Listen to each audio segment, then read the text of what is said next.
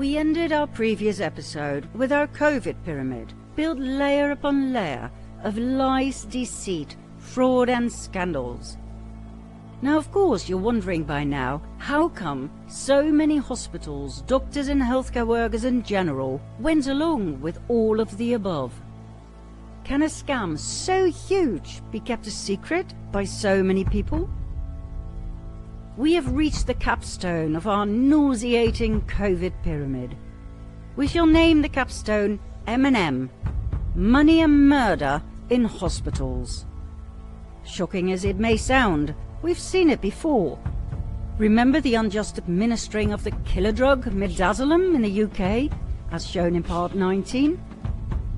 Well, the US and many other countries had their own version, called remdesivir. Here's what happened. Hospitals were given incentives, as in money, for each and every COVID casualty. According to whistleblowers, investigative journalists, lawyers and specialists, hospitals in the US have been receiving $13,000 for every admitted COVID patient. There have been financial extras for every COVID test, for every positive outcome. If patients were treated with the only prescribed drug, remdesivir, the hospital received yet another bonus. 20% of the entire hospital bill of the patient. Then, for every patient put on a ventilator, the hospital received $39,000. And if that patient officially died of COVID-19, they got yet another $13,000. That's a lot of money. According to attorney Thomas Renz and CMS whistleblowers, the hospitals receive approximately $100,000 per COVID casualty, if the above protocol was followed.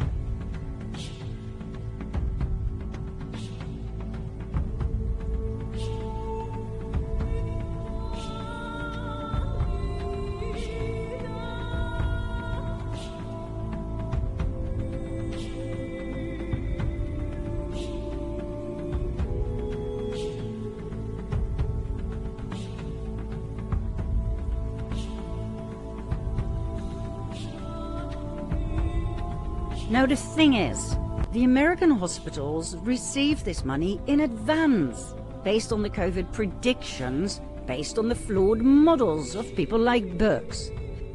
If the hospitals didn't actually meet those models, they had to pay that money back at a later stage. And we're talking millions of dollars here. So, what happened? Everybody who was admitted to a hospital, for instance because of a car accident, or because of cancer, or diabetes, or kidney failure, everybody got a PCR test to start with. Due to the ridiculous amount of cycles, there was an abundance of false positives. False positives equals positives, equals COVID patients, equals money. Hence the sudden rise in COVID patients.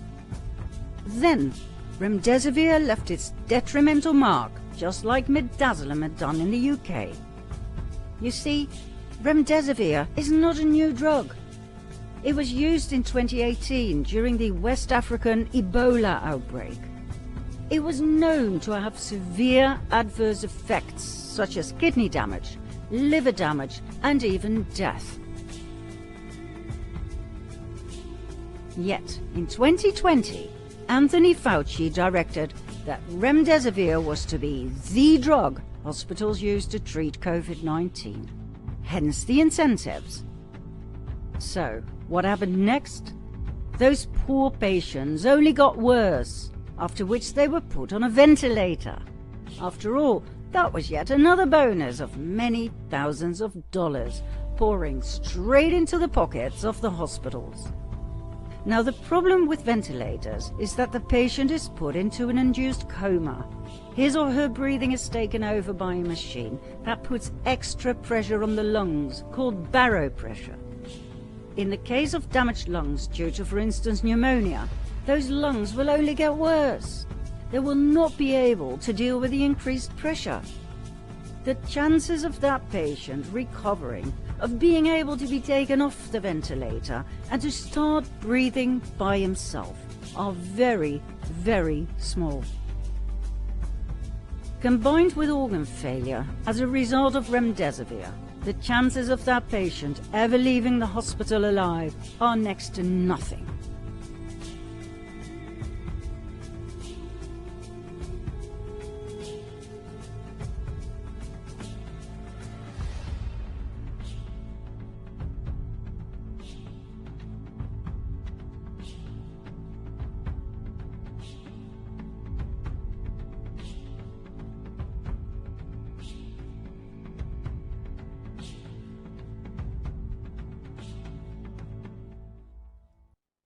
There is a product which is proven to cause renal failure and hepatic injury.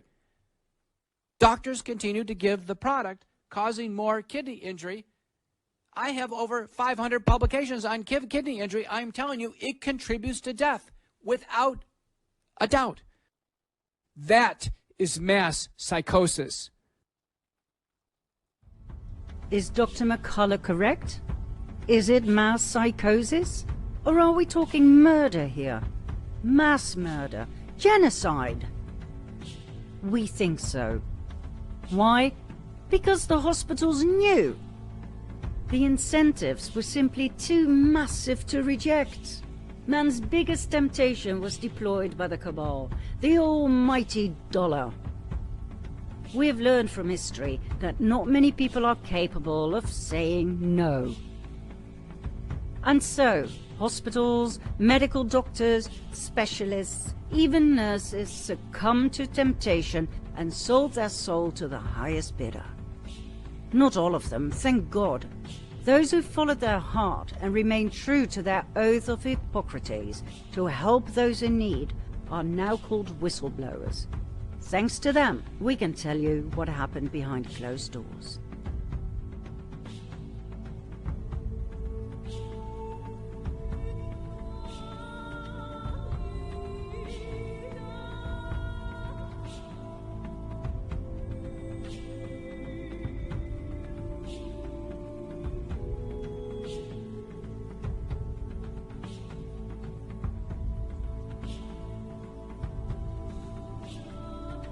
There's a financial incentive to call somebody COVID positive. The hospitals receive a bonus from the government if someone is hospitalized and able to be declared COVID positive. They also receive a bonus. I think the total is something like $30,000 in incentive if somebody gets put on the vent. Then they get a bonus if somebody is declared dead with COVID. So they have an incentive at the front end to declare somebody COVID case. The CDC made a determination that they were going to make a core assumption: if PCR positive and you die, that is death due to COVID.